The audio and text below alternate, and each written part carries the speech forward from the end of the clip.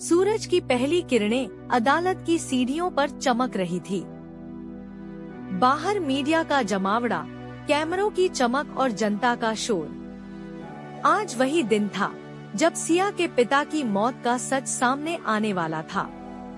अदालत का दृश्य, जज की गंभीर आवाज, केस नंबर 457, राज्य बनाम विक्रम और अरविंद। पूरी अदालत खचाखच भरी हुई थी। सामने आरोपी पिंजरे में हथकड़ी लगाए खड़े थे विक्रम और चाचा अरविंद।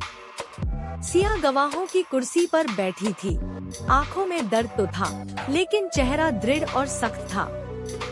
सरकारी वकील, माननीय न्यायालय, ये रही वह फाइल जिसमें उन सभी गुनाहों का ब्यौरा है जिन्हें छुपाने के लिए इस परिवार के सदस्यों ने हत्या तक कर दी। फाइल के पन्ने पलटते हैं।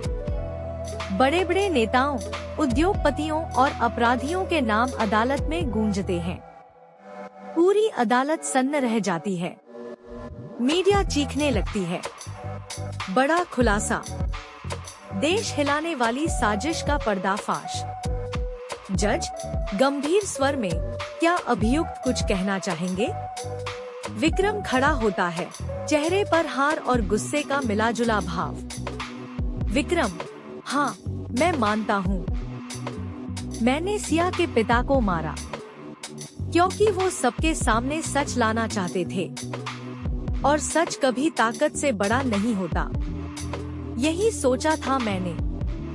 सारा कोर्टरूम गुस्से से गूंज उठता है। जज हथौड़ा बजाते हैं। जज, शांति बनाए रखें। विक्रम, सिया की ओर देखकर, लेकिन एक बात माननी पड़ेगी। सिया, तूने मुझे हरा दिया। तूने साबित कर दिया कि सच की ताकत ही सबसे बड़ी है। सिया की आंखों से आंसू गिरते हैं, लेकिन वो चुपचाप बैठी रहती है। जज निर्णायक स्वर में, इस अदालत का फैसला है कि अभियुक्त विक्रम और अरविंद को आजीवन कारावास की सजा दी जाती है, और साथ ही इस फाइल में दर्ज सभी नामों की जांच उच्च स्तरीय समिति द्वारा की जाएगी। अदालत में तालियां गूंज उठती है। मीडिया इस फैसले को ऐतिहासिक कहकर प्रचारित करती है।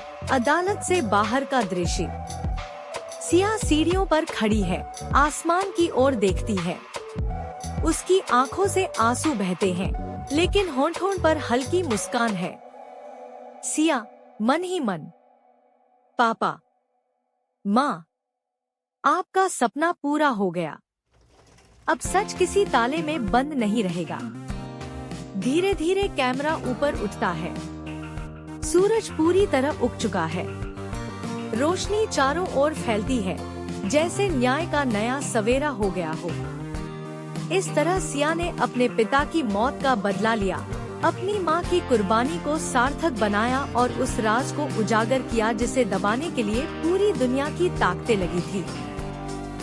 लेकिन याद रखिए, सच चाहे कितना भी दबाया जाए, एक दिन सामने आकर ही रहता है। ये था आपकी कहानी का ग्रैंड फिनाले।